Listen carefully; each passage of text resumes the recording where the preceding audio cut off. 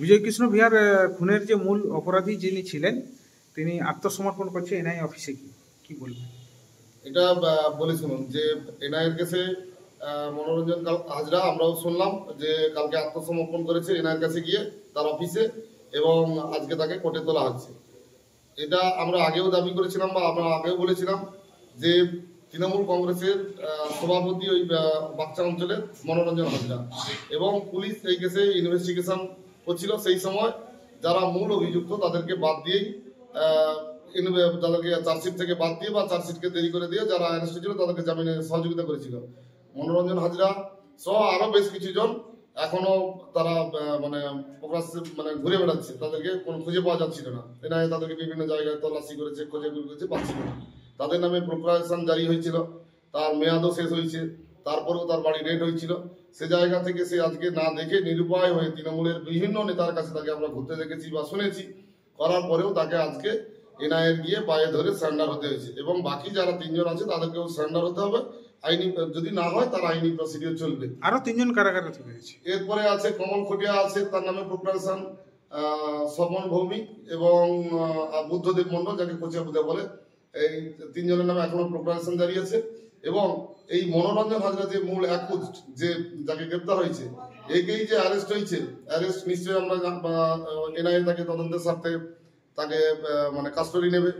তাদের এনআইএ কাস্টডিতে নেওয়ার পরে এরপরে যে মূল মাথাগুলো আছে সেগুলো আসবে।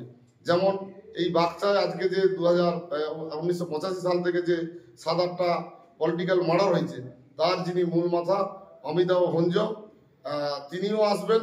এবং অমিতাভ ভঞ্জকে যিনি পরিচালনা করেন শেখ শাহজাহান সালি সাহেব, ময়না পঞ্চায়েত সমিতির সভাপতি, ওনাকেও তো আসতে হবে। আমরা জানি বা আমরা এনআইএর কোনো অফিসারের সঙ্গে আমাদের টুকটাক পরিচিতি আছে, জিজ্ঞাসাবাদের সঙ্গে রেখেছিল। সে জায়গায় যা পরিস্থিতি আছে, মনোরঞ্জন হাজরাকে এই গ্রেপ্তারের পরে শাহজাহান আলী, সুজিত কর বা অমিতাভ ভঞ্জ, যাকে বাবুদা বলে, এরাও পরপর ডাক পড়বে, এবং কিছুদিনের মধ্যেই দেখবেন যে এরাও পরপর এনআইএর পায়ের তলায় গিয়ে পড়বে। টোটাল কতজনের নাম ছিল? টোটাল আমরা যখন বিজয়বাবুর পরিবার থেকে অভিযোগ করে টোটাল নাম ছিল তখন 34 জনের নামে অ্যাকুজ ছিল। এখনো পর্যন্ত আপাতত এই মনোরঞ্জন হাজরাকে নিয়ে গ্রেপ্তার হলো 12 জন, এবং 3 জনের নামে প্রোক্লারেশন আছে।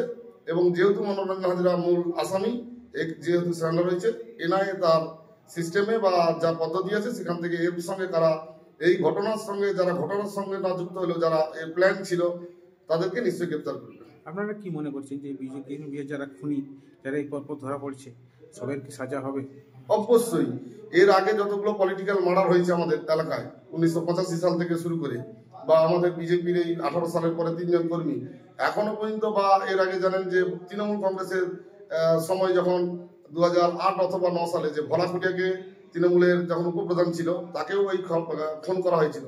সেই আসামিরাও কিন্তু দিব্যি বর্তমান বইতে কেউ একটা জায়গায় কিন্তু কোনো রকম ভাবে শাস্তি পায়নি, কেননা সেখানে শাসক দলের একটা প্রচেষ্টা থাকার জন্য এটা ছাড় পেয়ে গেছে। আজকে এনআইএ তদন্তে আমাদের একদম বিশ্বাস যে এরা এই কেসে অবশ্যই সাজা হবে, এবং চরম পর্যন্ত সাজা হবে। এই সাজার পরে বাচ্চার নিশ্চয়ই একটা শান্তির বিরাজ হবে, এবং শাস্তি এদের হবে, এবং এই শাস্তির আমরা দাবি করছি। আমার নাম উত্তম সিং, আমি ভারতীয় জনতা পার্টি ময়না মন্ডল 3 সভাপতি এবং পূর্ব মেদিনীপুর জেলা পরিষদের সদস্য।